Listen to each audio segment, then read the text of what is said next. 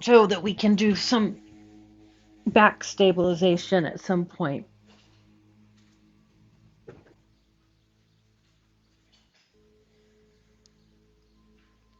Start with your knees bent and your feet flat,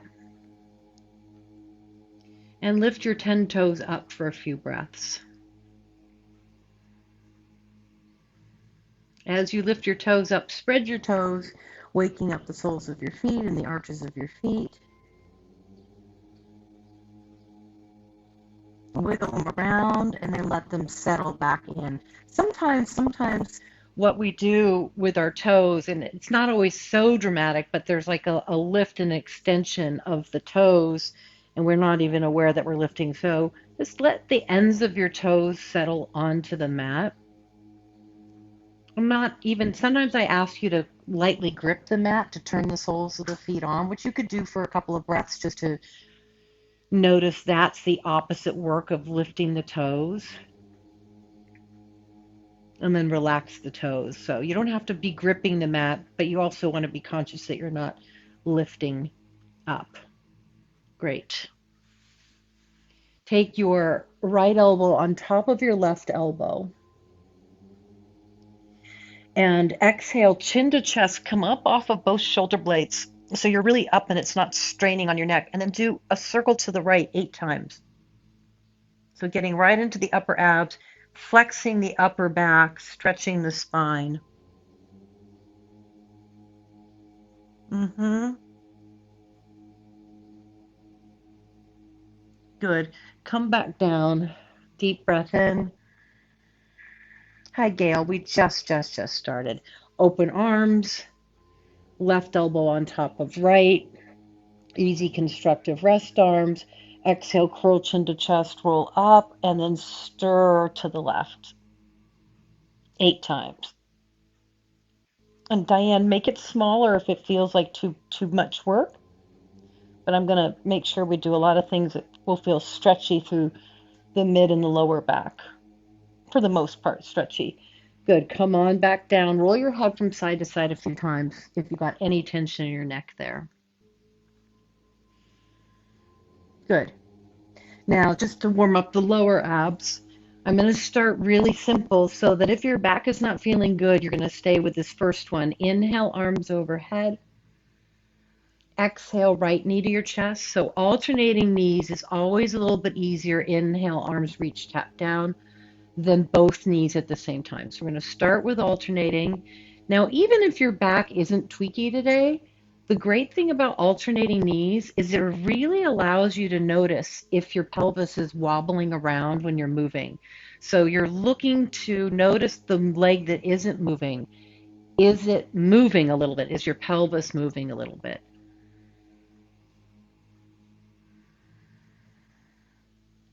And of course, you can make this more challenging by adding a head lift. So that's another way to make it more challenging, but still keep it a little bit easier for the lower back. And if you're like, all right, already, I'm fine, I want to do more, then of course, go sooner rather than later to 2 knees to chest.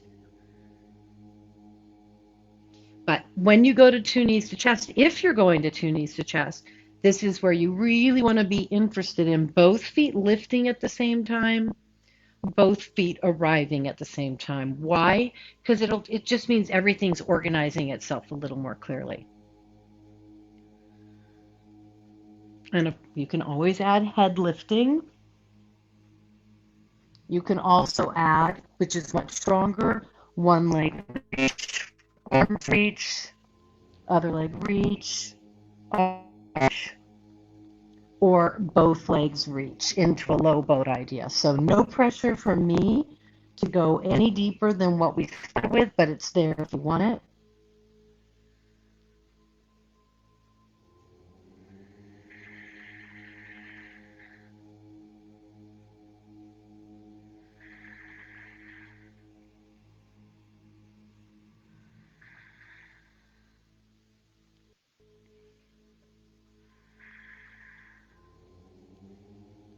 Good. About 40. fast you're moving. Now, of course, you could also hold the pose, legs out, head up into a low boat. So if you really need something very strong, that would be where to go. Otherwise, just a few more.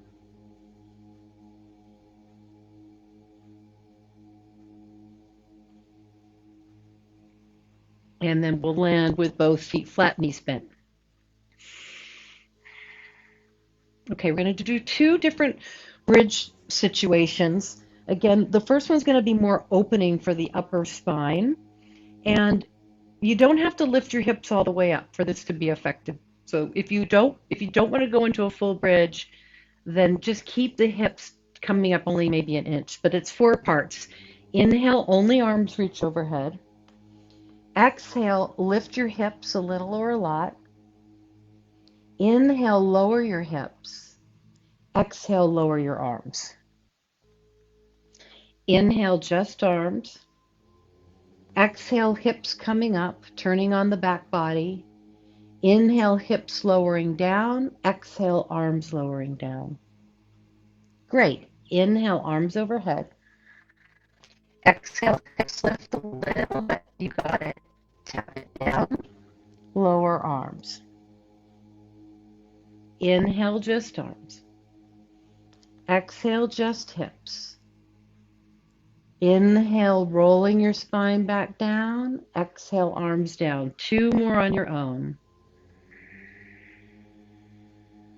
Notice your toes.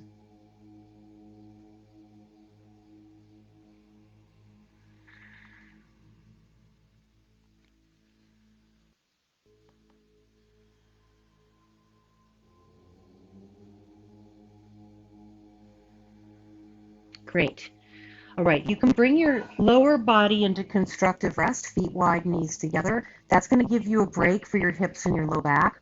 If you want to work bridge pose for a few breaths, hands down by your hips, lift into bridge pose. Now, I would say, Diane, if you're taking bridge pose, I would not do the single leg version. I would just hold bridge pose. Otherwise, be in constructive rest, give yourself a break. Everybody else, if you want more work, but it can also then load the lower back, one leg reaches forward. Take 3 full inhale exhales. You'll put that foot down, and then you'll do the second side. You'll take 3 full exhales.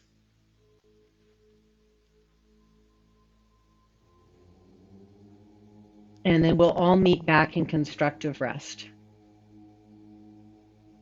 Good, Sid. So if you're doing the one leg at a time, good, Jackie, give yourself the time to do that, then come into constructive rest for a few breaths. Good, Frank.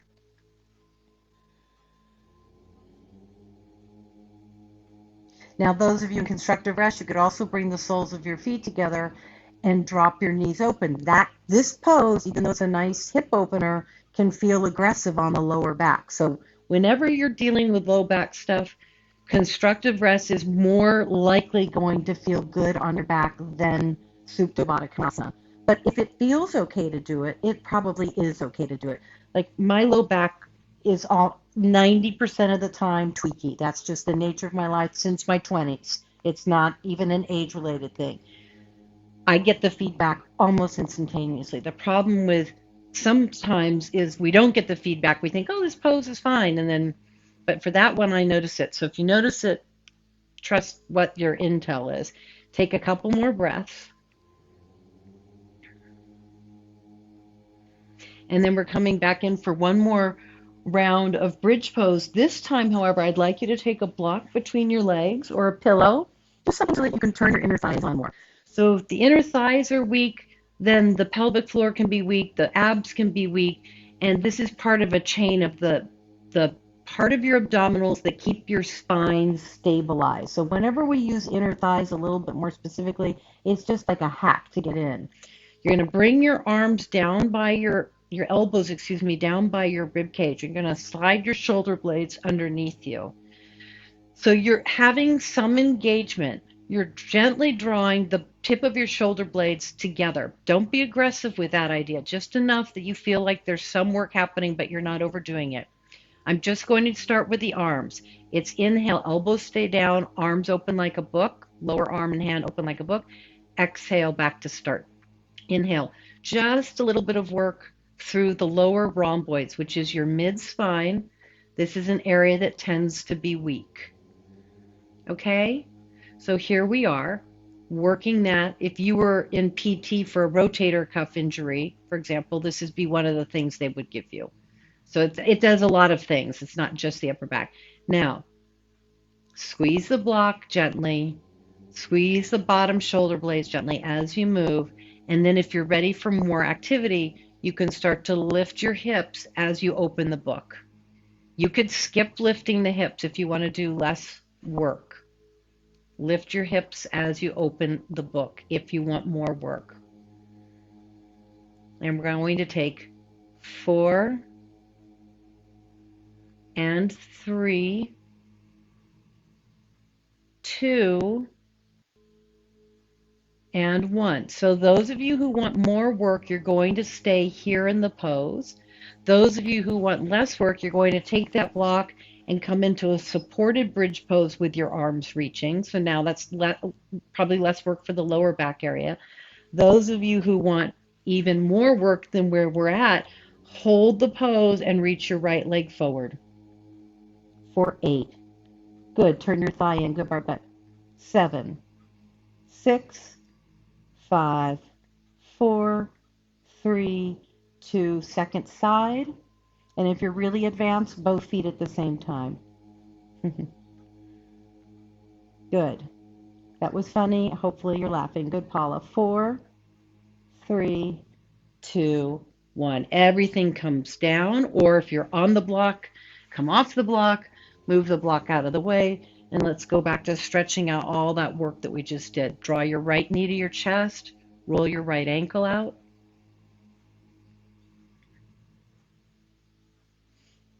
Go the other way.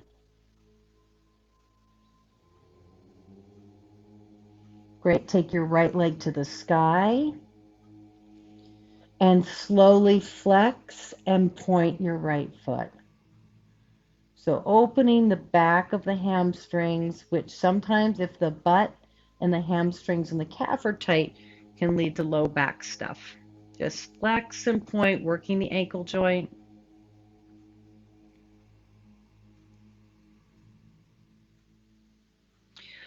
Good. Hold your foot flexed. Relax your shoulders. Deep breaths. Think of your lower back reaching through your buttock into the back of your thigh, behind the back of your knee, all the way up to the heel of your foot. So that's one long chain of connection there. Take your right leg slightly to the left, so you're barely moving. Just cross your body so that your right big toe is in line with your left shoulder, and then circle your ankle out again. So now we've shifted the focus to the outer hamstring, the outer calf, and the outer hip.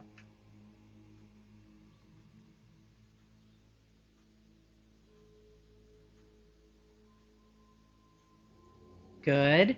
And then the classic right ankle on top of left knee. Exhale, left thigh to your chest, eye of the needle.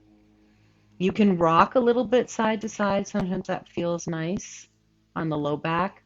And usually if you take your left hip, in this case, your left hip a little bit further over and pin it down, you'll get a deeper stretch through the right hip. So just check it out. Where does it feel good in your body?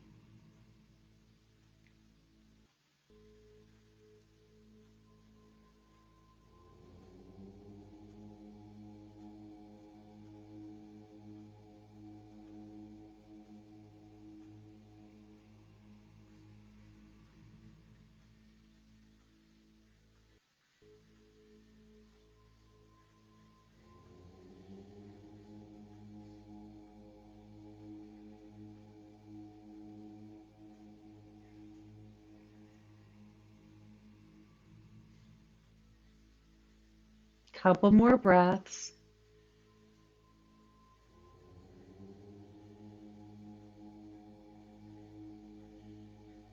Come back through center. I just want to make sure I'm giving us enough time to really get the benefit of the stretch. Left knee to chest. roll your ankle out.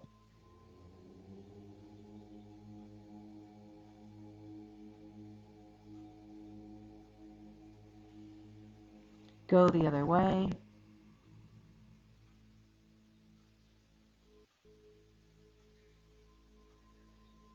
Fabulous. Take your left leg to the sky. Slowly flex and point your left foot.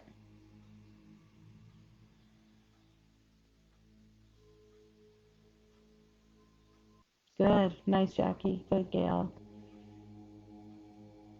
Take your time. 2 and 1. We're going to hold the pose here. Relax your shoulders.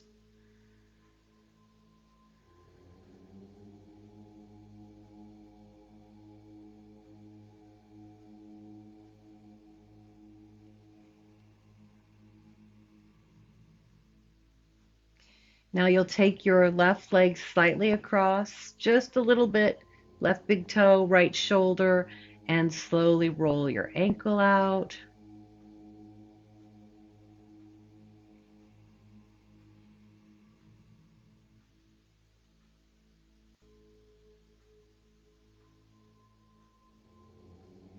Go the other way.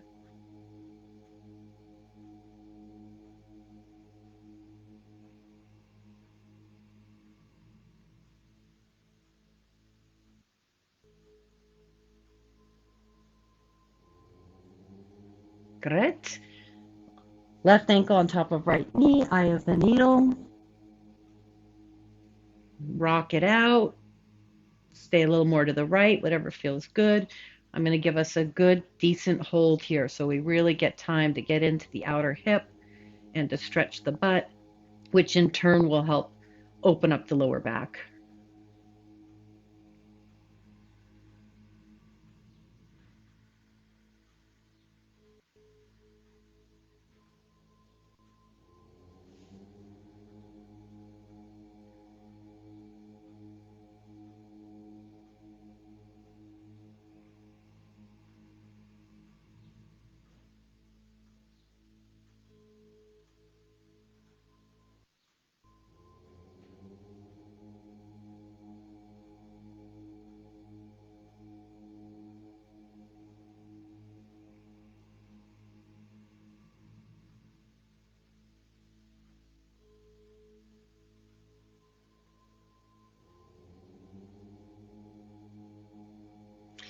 Fab. We got 2 more things on the back.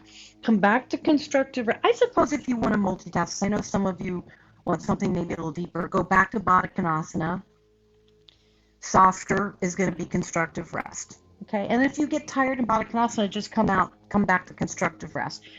Bring your right elbow on top of your left, back to constructive rest arms, and then begin to work towards eagle arms. So if you can't quite get the palms of your hands together, you can hold your right thumb with your left fingers. And this is going to be a little more active. Bring your elbows towards your face and bring your hands towards the ceiling. So that usually deepens the stretch, in this case, for your right shoulder. Now, move your elbows a little bit to the left, which will also deepen the stretch. So your arms won't be able to move very far here. And then turn your head also to the left so that you can stretch the right side of your neck as you open up your right shoulder. Once you're in the pose, because of how I taught you to get into the pose, I'm giving you a pretty active shoulder stretch. Once you're in it, see if you can try not to work too hard, is what I'm trying to say. Soften and relax.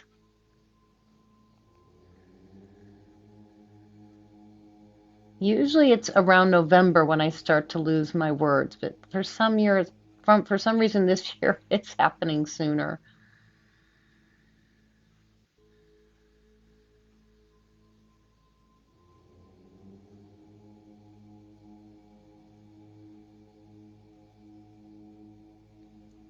Good. One more breath here.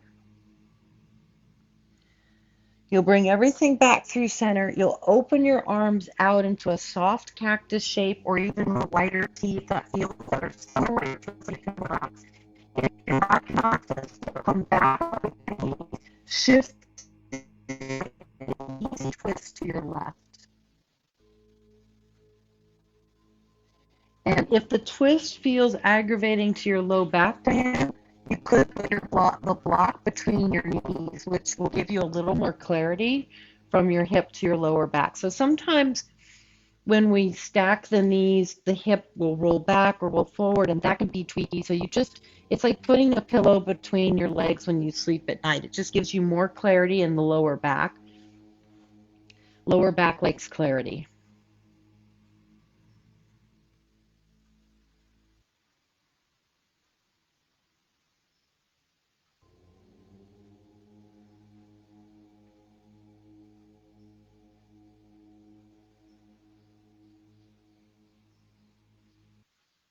Great. Come back through center, constructive rest or Baddha Konasana. We're going to do the eagle stretch before we go to side two. Left elbow on top of right, and then moving into a deeper variation, either right fingers holding left thumb or palms are touching. Lift your elbows towards your face, reach your hands away from your face. You'll move your elbows as far as they can go to the right, which won't be much. You'll turn your head to the right, and then once you're here, really taking the time to relax into the shape.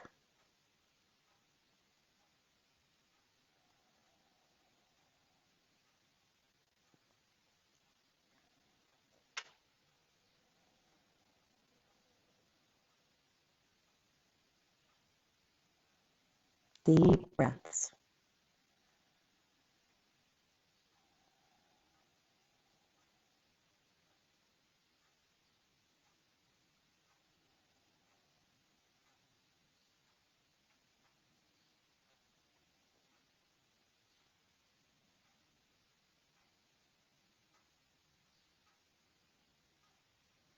Slowly release your arms back out into a cactus or a T. Move your hips over to the left, which also helps with the stacking of the hips. Drop both knees to your right.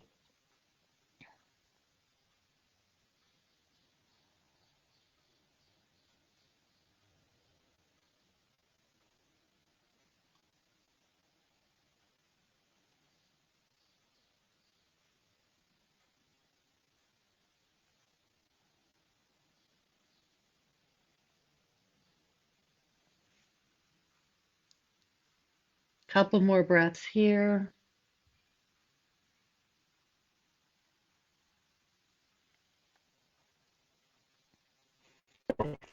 So you're going to make your way up and around